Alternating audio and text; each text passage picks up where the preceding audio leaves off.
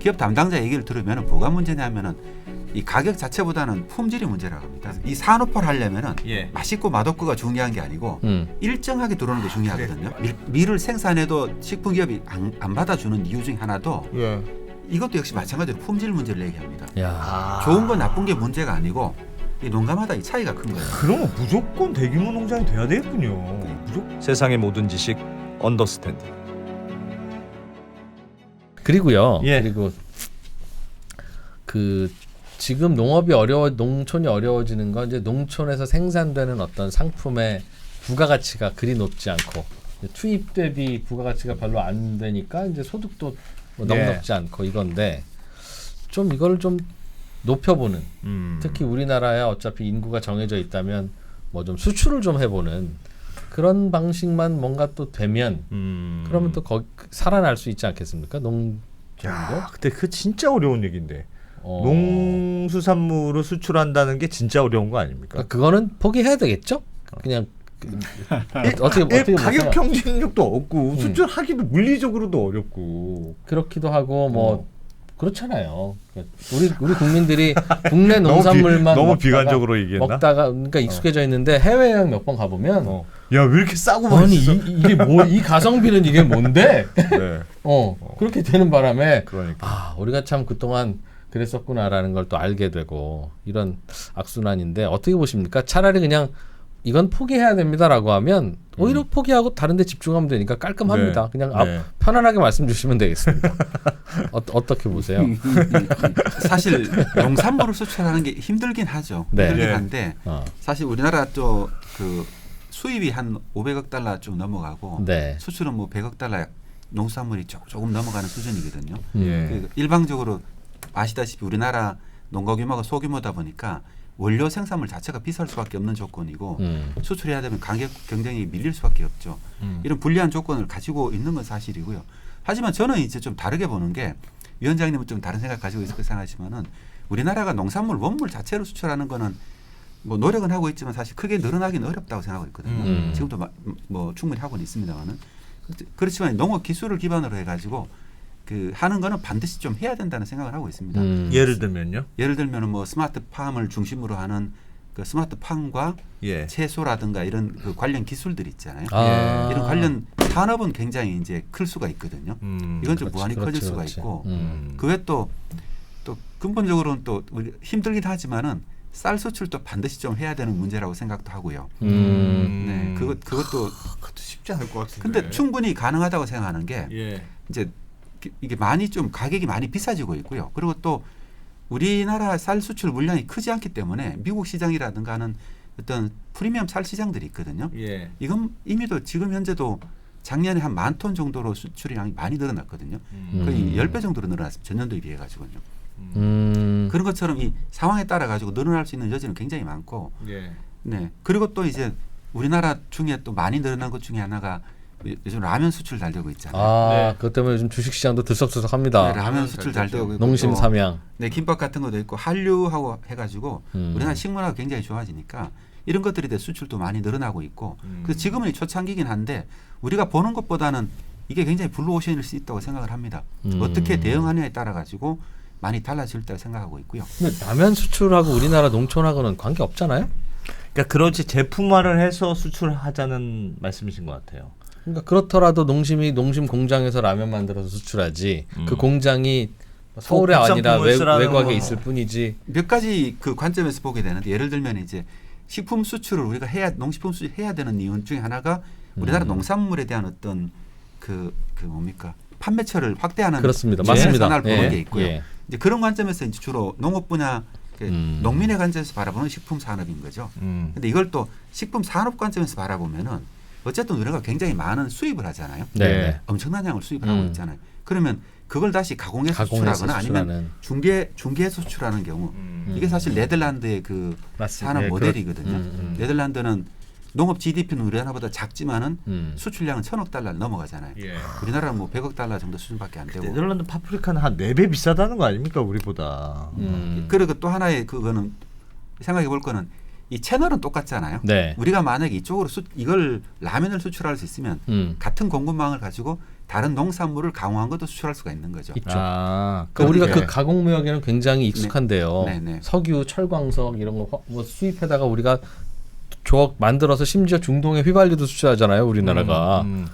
그런데 왜 농업은 생각해 보니 뭔가 식재료를 사다가 우리나라 잘 안 나니까 가공을 잘 해서 뭔가 수출하는 게 왜 잘 안 될까요? 그게 잘 없어서 그렇습니까? 뭔가 그 부가가치를 더할 방법이? 잘 안 된다기보다도 지금 시작이 되고 있어요. 네. 그러니까 예를 들면 지금 말씀하신 거 유사한 게 우리가 석유 한 방울 안 나잖아요. 네. 그런데 석유 정제와 석유 그 섬유 산업, 크죠. 석유화 크죠. 이거 합하면은 1,200달러예요. 네. 그리고 우리 반도체가 1,300억 달러 1위 네. 산업이고. 근데 저 농산물 가공해 가지고 수출하는 식품 수출은 그렇게 100% 다 사다가 그대로 하는 게 아니에요. 거기 들어가는 원료다 뭐다 여러 가지 보면은 사실은 석유 정제나 석유화학 제품보다는 더 유리하죠. 그런데 우리 식품 산업 그 수출을 꼭 해야 되는 이유가 뭐냐면 우리가 농업 부분에서 이 조금 우리가 착각을 하는 게 있는데 쌀은 지금 과잉 생산이에요. 그다음에 밀, 옥수, 콩 요거는 합해가지고 1%도 우리가 자금 자금을 못하죠. 못해요. 그러니까 99% 수입하는 거거든요. 그러다 보니까 뭐 진짜 식량 자금률이 뭐 46%다, 곡물 자금률이 뭐 2%다 이런 식으로 하다 보니까 식량 안보, 우리는 부족해, 뭐 이렇게 이제 잘못돼 있는데 예를 들자면 우리 축산물 물론 자금률이 낮기는 하지만 축산물, 과일, 채소 이런 부분들이 지금 수급이 완전히 비등비등하게 돼 있어요. 그래서 조금 더 생산이 되면 폭락 내려오고.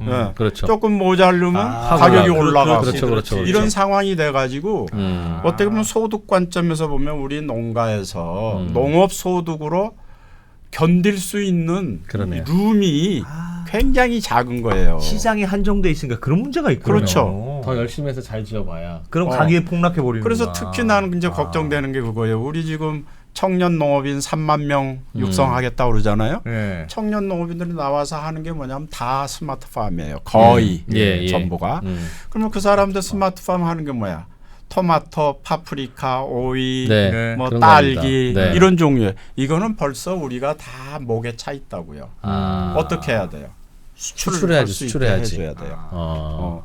수출 가능하고 작년 재작년 이렇게 우리가 수출 실적을 보면은 수출도 많이 늘고 우리나라 농업 기술이 그런 부분에서 저는 그런 대로 상당히 수준에 올라와 있다고 보거든요. 그러니까 이제 그런 쪽에 수출이 되고 그런데 남 박사님 얘기대로 우리가 신선물 농산물 수출은 한계가 있습니다. 그렇죠.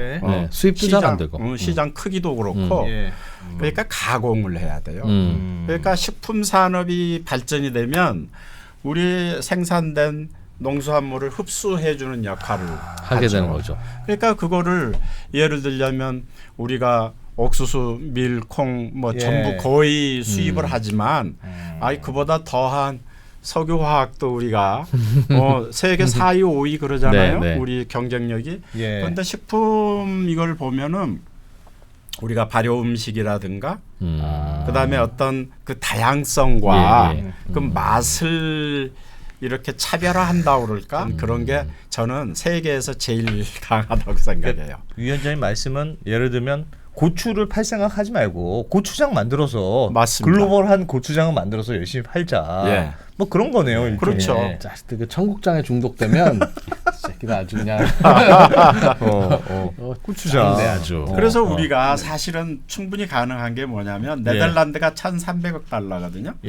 네덜란드에도 한 신선물은 400억 달러 정도 될 거예요. 농산물 수출 총액이 신선물이. 그리고 가공이 6,700억 달러예요. 치즈 뭐 이런 거. 그렇죠. 그러니까 우리도 사실은 그런 거 해야 가공식품으로 해야 되는데 이 가공식품 시장이 최소한 5조 달러 이상 돼요. 전체 식품, 농식품이 8조 달러 넘는다 그러는데 우리가 전체 수출 시장에서 지금 한 3% 점유하고 있거든요. 전 세계 시장으로 보면 전 시장에서 그러니까 요거를 농식품만 이렇게 좀 따로 보면은 우리도 그 실력이면 그러니까 다른 산업의 실력이면 충분히 1,000억 달러 해볼 수 있다 이거죠.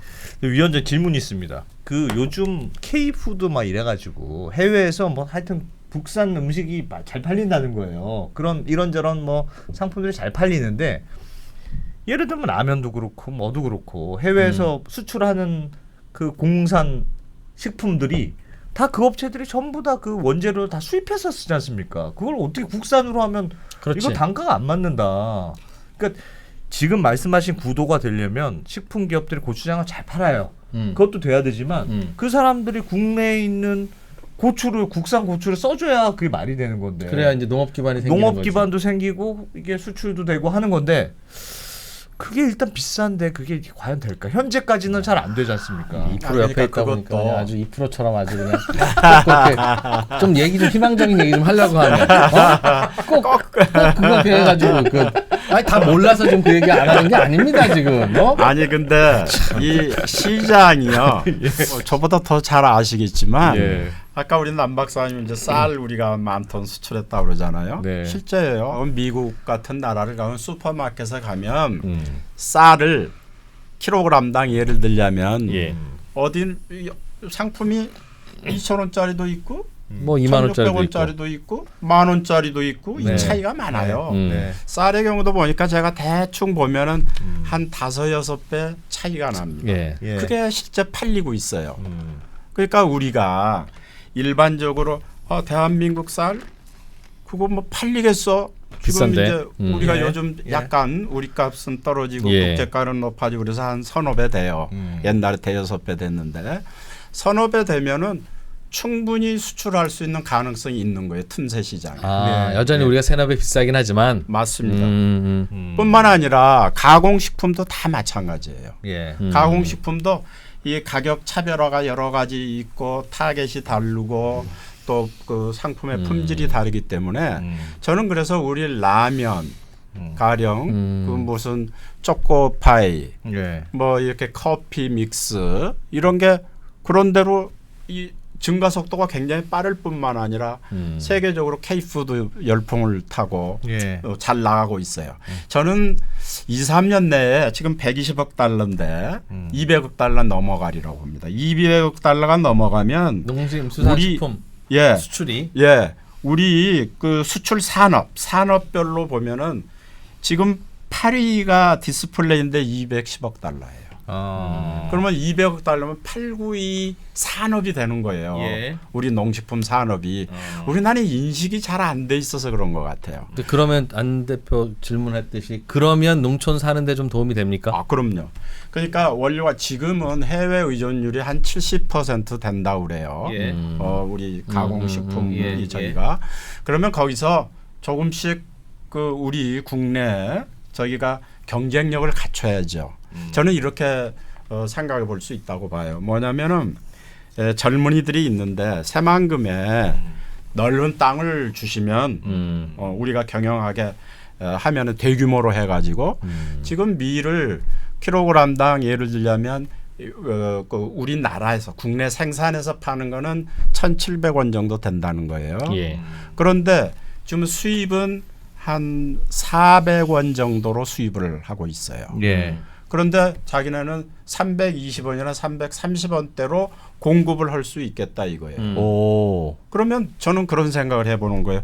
그러면 예를 들면 우리 라면 생산하는 업체와 사전 계약 재배를 해가지고 우리가 이렇게 해서 공급을 해주겠다. 그렇게 하고 우리 여러 가지 거기에 가능한 뒷받침을 정책적으로도 해주면 나 그거 가능하지 않겠냐. 앞으로 우리 농업이요.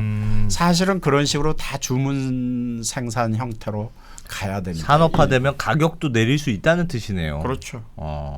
그러니까 그런 어떤 생태계라고 그럴까 환경을 우리가 인위적으로 좀 만들어줄 필요가 있어요. 우리는 아예 안 돼. 이러고 끝날 게 아니고 아일랜드가 금융국가가 될 줄 어떻게 알았습니까? 싱가포르이 저렇게 금융국가가 될지 어떻게 하죠? 그게 다 정부가 의도적으로 정책을 만들고 그렇게 과감한 투자를 하고 그렇게 해서 이루어진 거잖아요.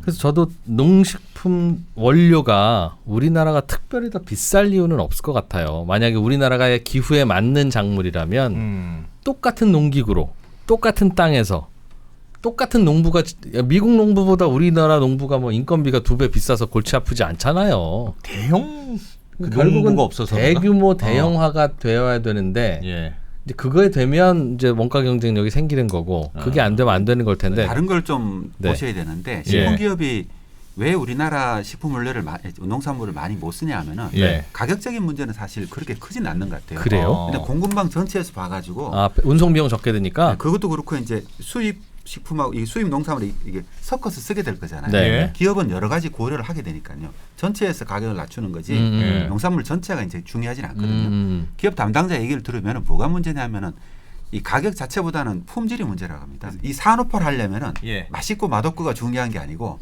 일정하게 들어오는 게 중요하거든요. 그래. 맛있거나 맛없거나 빨리 선택해. 그렇지. 그게 중요한 게 아니고 그렇지. 일정하게 들어야 됩니다. 그래야 거냐 말 거냐 그래야 공산품이 식품이 되는 거죠. 맞아.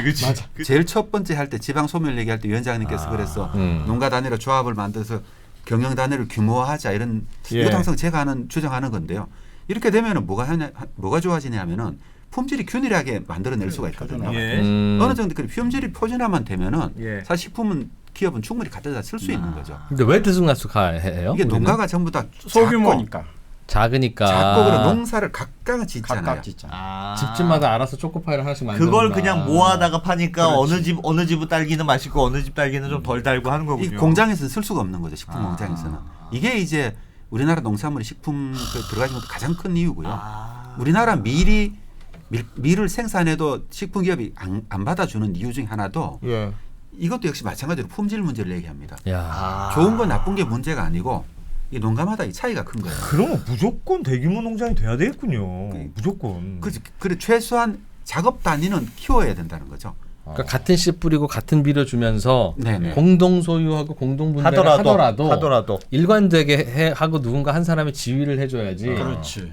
나는 내 방식대로 농사짓고 너는 네 방식대로 지어라고 하면 그건 안 되겠네. 그래서 이제 앞으로 농촌 소멸 대응 문제하고 그다음 수출 문제 같은 것들이 수출 농업 문제가 궤를 같이 갈 수 있다는 거죠. 그래서 이걸 전부 다 놓고 같이 농업을 어떻게 다시 이제 재구조할 거냐에 대해서 한번 바라보자. 이게 좀 오늘 좀 중요한 얘기가 아닙니다. 근데 그게 좀 예민하지만 농촌 단위에서는 공산주의, 사회주의 한번 하자는 뜻 같은데요. 아닙니다. 그게 아니면 내 땅에서 내가 가져갈 건데 내가 맘대로 농사 못 짓고 내가 판단 못 하고 같이 하는 거면 내가 굳이 왜 더 열심히 하며 내가 왜 굳이 더 고민을 하며 내가 왜 한 번이라도 더 들에 나가 보겠어요? 키위를 제주도에서 생산하거든요. 네네. 그 뉴질랜드 제스프리가 와서 하는 거예요. 네네. 그래서 처음에 우리 농민들이 한 20여 농가인지 30여 농가 처음에 시작을 했을 때 굉장히 불만이 많았어요. 전부 지시를 하거든. 이렇게 해라, 이렇게 해라, 저렇게 해라, 뭐 해라. 그래가지고 심지어는 뭐냐면은 수확은 언제, 몇 월 며칠에 수확을 해라. 수확한 다음에 어디다 넣어라. 일주일 딱 후 해가지고 출하를 그때 해라. 뭐 해라 이렇게 다 해요.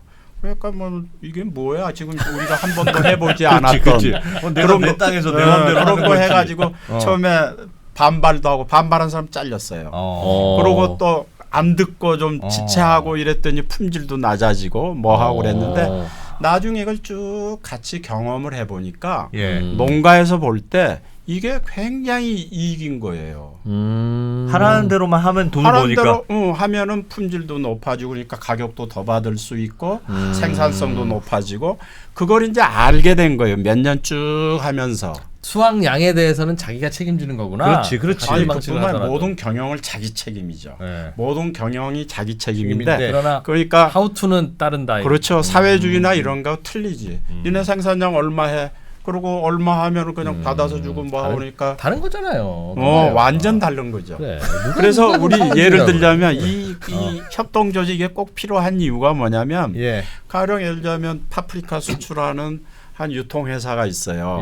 이게 이제 자기 여농가 네. 회원으로 이래 해가지고 예. 이제 저기 협동조주를 하는데 여기는 뭐냐면 품종에서부터 뭐 하는 걸 다 정보를 일러주고 공동으로 구매하고 그 자재를 그렇게 해가지고 자재도 굉장히 낮춰주지만 어떻게 생산하는 게 좋아 그걸 교육시키고 서로 경쟁을 하고 이러거든요. 예. 그래가지고 나오면은 같이 그 저 선별도 같이 공동으로 하고 그래서 수출하는 것도 같이 공동으로 하는 거예요. 그러니까 예. 물량이 우선 커지고. 많이 있잖아요. 크니까 그렇게 해서 수출을 하고 그게 협동 조직인 거예요. 그게 협동 조합이에요. 아니 제가 그 키위 얘기 들었는데 그렇다는 거예요. 예전에는 농가에서 그냥 우리 잘 자라게 하려면 그냥 비료 듬뿍 줘야 돼. 그렇지. 농약 착착 치고. 근데 그렇게 하면 안 되고 다 땅마다 땅 샘플을 가져간다는 거예요. 네. 뉴질랜드로. 그 뉴질랜드 연구소에서 너희 농장은 뭐 인산 뭐 하고 뭐 비율로만 넣어. 딱히 지정해 준대 집집마다. 그럼 집집마다 그렇게 하니까 실제 농산물이 많이 나오더라. 그래서 이게 어프로치가 다르다 이거 확실히. 그렇지. 우리 남 박사님 전문인데 정밀농업. 전번에 SK 부사장이 우리 그 세미나에서 농식품 세미나에서 와서 얘기하는데 이 양반이 그러는 거예요. 자기가 축산농가 졌어. 기르는데 이렇게 가가지고 그 카메라를 30개 딱 설치해가지고 그 모습을 과학적으로 이렇게 보니까 놀랬습니다. 생산성을 높일 수 있는데 비용 절감시킬 수 있는 게 눈에 보이더라는 거예요. 엉망이더라. 괜히 하는 엉망이다. 똑같은 얘기인데 왜 그 말을 이렇게 할까? 그래. 개선의 여지가 많더라. 개선의 여지가 많더라. 네. 기회가 보이더라. 그러니까 산업화할 여지가 아직 많이 있는 거군요, 그러니까 지금. 이제 초창기죠. 그래서 우리가 정책 방향만 명확하게 정하면은 농민들도 이제 충분히 이제 거기에 적응하면서 그러네. 대응할 수 있지 않을까. 네, 그렇게 생각합니다. 뭔가 그러면 이제 그 트리거가 있어야 되는 거네요. 그렇게 갑시다라고 설득하고 그렇게 한번 해보고. 그게 농특위에서 이제 주도하고 있는 그 일입니다. 아니 근데 그럼 일을 하셔야지 여기 나와 있으면 어떻게 해요, 위원장님? 그러니까 이런 것도 이렇게 얘기를 해야지. 50만 명이 보고 그렇지. 이 방향으로 가야 되겠구나 이렇게 돼야 되는 거죠. 그래서 우리가 사실은 기술 농업, 수출 농업 이걸 좀 만들어 보자. 수출 농업. 실제로 농림수산식품 수출이 올라가고 뜨네, 있으니까. 정말. 작년에 아마 산업별로는 그 증가가 제일 많은 부분이 농식품일 거예요. 이게 농식품 수출이라는 것도 뭔가 이게 지금 문화적으로도 좀 성숙하고 관계 없는 것 같아도 나라도 좀 선진국이 돼야 되고 그래야 이제 해외에서도 소비자들이 보다가 이거 어디서 만든 거야? 코리아 코 괜찮지. 좋지. 이게 되지. 지금 라면 수출은 지난 그 9월까지 수출이 작년 수출 비슷하다고 내가 언론에서 봤어요. 또 라면을 수출하면은 스프는 또 채소를 쓰거든요. 스프는 채소를 건조 채소를 쓰잖아요. 그렇지. 그거 딴 거 쓰면 안 되지 그거. 근데 이게 채소가 잘 우리나라에서 다 조달을 잘 못해가지고 옛날엔 중국이 하다가 지금은 이제 동남아로 계속 확장해서 이렇게 공급망을 넓힐 만큼 채소 수요가 굉장히 늘어나고 있다고 합니다. 그래서 그런 부분도 이제 잘 대응을 하면은. 근데 그 채소 우리나라에서 심어도 될 텐데. 아마 역시 말씀하신 대로 품질의 그 일관성. 아무래도 공급망 관리 차원에서 이렇게 나누는 것 같아요. 우리가 좀 더 적극적으로 대응하면 거기도 좀 비율을 점점 늘려갈 수가 있지 않을까. 정밀농업연구소장님이라 뭔가 정밀해 말씀하시는 게 정밀. 정밀하시네. 알겠습니다. 농업이 정밀해야 될 것 같습니다. 여기 장태평 위원장님 이 위원회가 대통령 직속이라 대통령한테 얘기하면 될 것 같습니다. 맘먹으면 할 수 있는 분입니다. 근데 그러니까 저 남재작 소장님이 현실적으로 요건 좀 이렇게 좀 하면 좋겠습니다 하는 거 있으시면 말씀 주시면 바로 그냥 저희가 전달해서 저는 이제 바로 추진시켜. 사실 제일 이게 앞으로 몇 년 동안 우리 농업계에서 이 이슈 말고 중요한 이슈가 ESG 공시 의무화라는 게 있었잖아요. 그게 농업하고 무슨 2026년부터 금융위원회에서 이제 우리 상장사를 대상으로 시작한다고 하는. 근데 거기에 식품기업도 포함되지 않습니까? ESG 회계. 그렇죠. 그럼 이 식품기업도 만약에 이제 예를 들어 수출을 하려 그러면 마찬가지로 또 수입국에 또 이 ESG에 또 규제가 있겠죠. 공급망에 또 포함이 되고. 그럼 우리나라 농업계에서 이게 앞으로 굉장히 중요한 이슈라고 생각되는 게 농산물이 만약에 우리가 기업에 납품하려 그러면은 그 어떤 기준에 맞춰야 될 것 같거든요. 예. 온실가스라든가 탄소 중립이 그런 기준이 있잖아요. 예. 그런 기준을 최소한 어떻게 보면 정보를 제공을 해야 되고 그래야 공시가 가능해지니까. 그렇죠. 그리고 또 단계적으로 그럼 2030년 50년 어떻게 하겠다는 또 기업마다 계획들이 있을 거 아니에요. 예. 농업계가 그럼 기업에 납품을 하려 그러면은 그런 계획들을 따라줘야 될 그 문제가 있을 것 같습니다. 네. 그래서 그런 문제들이 사실은 농업계에서는 전혀 다뤄지지 않았는데 이런 부분에 대해서 좀 이게 몇 년 안 남았거든요. 그러니까 본격적으로 좀 고민하면 어떨까 그런 생각은 좀 들었어요. 고민을 먼저 하는 나라의 농업은 어떻게 그걸 하고 있습니까? 실제로 이 쌀이 길러지고 수확되는데 필요한 탄소 배출량이 얼마다? 뭐 그걸 알려줘야 된다는 건데. 그런 거예요? 그렇죠. 그게 실제로 그러면 미국 같으면 대두협회가 있을 거 아니에요. 예. 대두 콩을 수출 많이 하니까 그런 대두협회 같은 경우는 자기들 그 계열 농가들이 있었지 않습니까? 그런 농가들에 대해서 샘플링해서. 모든 데이터를 다 분석을 해가지고 미국의 대두를 수입하면 이런 환경 성적서 같은 게 따라오는 나오는데. 그러니까 그러면은 그게 우리가 보통 공산품을 수출할 땐 되게 요즘 따라다니잖아요. 그렇겠죠. 예. 아리백을 전기를 썼느냐 뭐 이런 것들 다 따라다니듯이 농산물도 점점 그렇게 바뀌어가고 있거든요. 농산물도 세상에. 네, 그리고 이미 앞서가는 식품 기업들은 예를 들면 캐나다의 뭐 메이플리프 같은 육가공 굉장히 큰 육가공 대기업인데 이 회사 같은 경우는 이미 탄소 중립을 선언을 했습니다. 이 달성을 했고요. 물론 이제 농축산물 자체에서 완전히 0을 만들 수는 없거든요. 예. 많이 줄여도 뭐 50%도 못 줄입니다. 네. 하지만 다른 활동을 통해 가지고 뭐 재생에너지를 설치한다든가 이런 활동을 통해서 줄이는 거죠. 그런 것처럼 우리나라도 앞으로 이제 수출이 본격적으로 되려 그러면은 그런 공급망 이슈에 잘 대응을 해야 된다. 이건 다른 얘기로 무슨 얘기냐면은 우리가 공급망 이슈에 만약에 잘 대응을 하면은 우리가 수입 농산물이 됐건 수출하는 기회가 될 수 있겠네요. 새로운 기회가 될 수 있는 거죠. 이거 아직 다 잘 못하고 있는 영역인가 보죠. 그러니까 다른 우리도 나라도, 못하고 다른 나라도 못하고. 다른 나라도 시작이죠. 쉽지 않겠지. 선진국 기업들은 상당히 많이 진행됐고 하겠죠. 기업 단위로 하면. 네, 기업 단위로. 우리나라 농업이 기업 단위가 아니니까. 네. 그래서 이게 하나의 위기가 될 수도 있고 여기 적극적으로 대응하면 기회가 될 수 있으니까 이걸 좀 관심 가지면 어떨까 이런 생각입니다. 말되네요. 좋은 말씀이고 저는 이제 이것도 그 말하자면 일종의 협동 조직 이런 걸 이제 생각을 그러네요. 하는데 예를 들자면 우리 농식품도 그렇고 그러니까 농업도 그렇고 이제 식품 산업도 그렇고 다 이 저기들이 이 사업자들이 소규모 간의 뭐 그 수공업 수준 이게 많아요. 그리고 전체적으로 봐도 중소기업 범위가 뭐 4~5% 될 거예요. 이제 이런 거 새로운 환경 문제, 뭐 문제 이런 데 새로 이제 부담들이 오는데 이런 거를 다 수행하기가 굉장히 어려워요. 그래서 저는 이렇게 이제 좀 첨단 기술을 도입하는 문제도 그렇고 이런 것도 그렇고 이런 거를 서포트 해줄 수 있는 어떤 조직이 필요한 것 같아요. 그러니까 그런 게 이제 우리 뭐 전자나 이런 데서 그 뭐 OEM 방식이다, ODM 방식이다, 또 뭐 파운드리다 그런 거 하잖아요. 저는 그러니까 그런 점에서도 바이오 파운드리 말하자면 뭘 생산하고 싶어? 그러면 그걸 일단 여기 와서 그걸 다 한번 해보는 거예요. 그렇지, 제작도 해주고 심지어 마케팅이나 이런 것까지도 맡아서 해줄 수 있는 그런 어떤 생태계 조성이죠. 이거를 우리 농식품 수출을 이렇게 좀 뭐라 그럴까 확산시키기 위해서는 그런 노력을 좀 하고 싶은데 우리 농식품부에서도 요 바이오 파운드리에 대해서 굉장히 관심 많고 실제로 좀 지원하겠다고 그러고 저는 아주 이게 핵심 부분인 것 같아요. 다음에 시간 있으면 정말 이 스콥 3하고 공급망 이슈 이거에 대해서 좀 한번 별도로 한번 또 언더스탠딩에서 다시 한번 또 다루시면 어떨까? 스콥 3가 뭐예요? 스콥 3. 그러니까 스콥 3라 생산된 것까지 생산 과정까지 모든 스콥 1이라고 하면 이제 우리가 기업 단위로 치면은 스콥 1은 기업이 직접 배출한 그 탄소만 스콥 2는 외부에서 전기나 뭐 열 같은 거 외부에서 사오잖아요.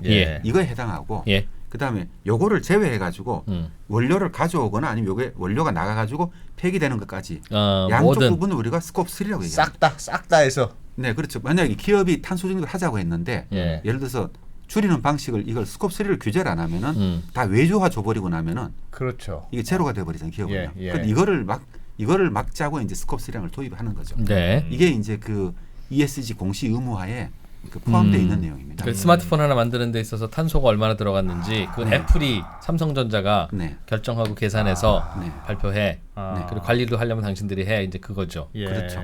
그 예를 들어서 뭐 애플이 미국에서 중국에서 폭스콘에서 만들어 오잖아요. 그러면 그 온실가스 애플 게 아니잖아요. 그렇습니다. 폭스콘 잘못이라면 중국 걸로 생각하고 있는데 이게 이제 전부 다 애플 걸로 포함이 되는 거죠. 하여튼 반장 네가 알아서 조용히 시켜 그 얘기네요. 난 모르겠고 하여튼 네 잘못이야. 그거잖아요. 그 제가 떠들었는데 네가 반장이잖아. 이게 앞으로 이제 굉장히 큰 우리는 산업계도 중요한 주제 같습니다. 농업계도 그럴 것 같아가지고 들여다 보면 다 해야 할 일 투성인데 말이지 정말. 알겠습니다. 야, 왜 이렇게 또 숙제가 많은 겁니까? 농어촌 문제. 여러 가지 문제들이 있군요. 근데 오늘 하여튼 중요한 걸 배운 것 같습니다. 이 두 가지 주제를 했는데 생각보다 이 수출, 농수산물의 수출 문제가 모든 거의 솔루션의 출발점이 될 수도 있겠다. 그런 생각은 드네요. 그리고 가능성도 있는데 다만 그 ESG 관련해서 우리가 따로 좀 해야 할 숙제도 있고 따로 불러라 너희. 그리고 그 숙제를 하려고 들여다보면 농촌의 그 생산 단위가 너무 파편화되어 있는 게 여기서도 걸림돌 저기서도 걸림돌이니 그 숙제도 좀 해야 되는 것 같고 또 그런 숙제에서 넘어가서 또 잘 부가가치도 만들고 하면 농촌이 뭐 옛날처럼 다 살아날 수는 없지만 꽤 괜찮은 산업 지역으로 혹은 주거 지역으로 몇몇 좋은 샘플들을 만들어낼 수 있을 것이다. 저는 재택근무 하면 진짜 농촌에서 살고 싶습니다. 농촌. 재택근무 좀 우리도.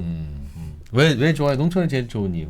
집이 넓은 집이 넓고 넓은 집에서 살고 싶어요. 넓은 집 좋지 않습니까? 좁은 집 너무 지겹다. 좁은 집 너무 지겨워요. 그리고 농촌에서는 내 집 마련할 수 있으니까. 내 집 마련. 주차장 너무 힘듭니다. 세입자 진짜. 너무 지겹고. 나 진짜 지하 주차장 있는 데서라도 살고 싶은데. 농촌은 지하 주차장 없습니다. 필요 없잖아요. 그냥 지하상에서 쫙 이렇게 딱 되면 되잖아요. 나 그런 거. 눈비 맞는 건 괜찮은데. 그런 거 괜찮아요. 짝에서 저는 이게 로망이 창 누르면 이렇게 주차장 딱 열리고 싹 들어가는 거 이거. 지상이라도. 그럼요. 그게 로망이지. 이렇게 딱 들어가는 거. 개인 주차장. 어디에 대야 돼? 뭐 이러면서 여기 되나 안 되나 너무 지겹다. 지겹다. 그래. 그런 거. 네. 그런 거 해보고 싶습니다. 알겠습니다. 네. 재밌었네요. 오늘 장태평 위원장님, 남재작 소장님. 농어촌 특별위원회, 농어촌 특별위원회 장태평 위원장님 대통령 직속이시니까 아직 대통령을 요즘 잘 못 만나고 계시다. 자주 대통령님 좀 자주 좀 봅시다 좀. 너무 얼마나 중요한 문제입니까? 언더스탠딩 나오라고 저희가 얘기 안 하잖아요. 바쁜 거 아니까. 장태평 위원장님은 자주 좀 만납시다. 자주 만나서 농업 얘기도 듣고. 위원장님, 소장님, 고맙습니다. 네, 오늘 참 유익하고 재밌는 얘기 어디 가서 듣기 좀 어려운 얘기 재밌게 잘 들었네요. 남재작 소장님은 하시고 싶은 얘기 좀 남아 있는 건 저희가 또 따로 해드리겠습니다. 예전에 저희 어려울 때 많이 도와주셨기 때문에 앞으로 저희가 200만 될 때까지는 그럼요. 언제든지 남재작 소장님이 나 나가서 좀 얘기하고 싶다. 언제든지 옵니다. 고맙습니다. 자, 오늘 장태평 위원장님도 좋은 말씀 감사합니다. 고맙습니다. 네, 감사합니다. 네. 자, 이제 여러분들 또 이거 참 재밌었죠? 생각 농업 얘기를 이렇게까지 재밌게 하기는 진짜 쉽지 않다. 그렇습니다. 생각합니다. 저희는 이만 물러가고 다시 돌아오겠습니다.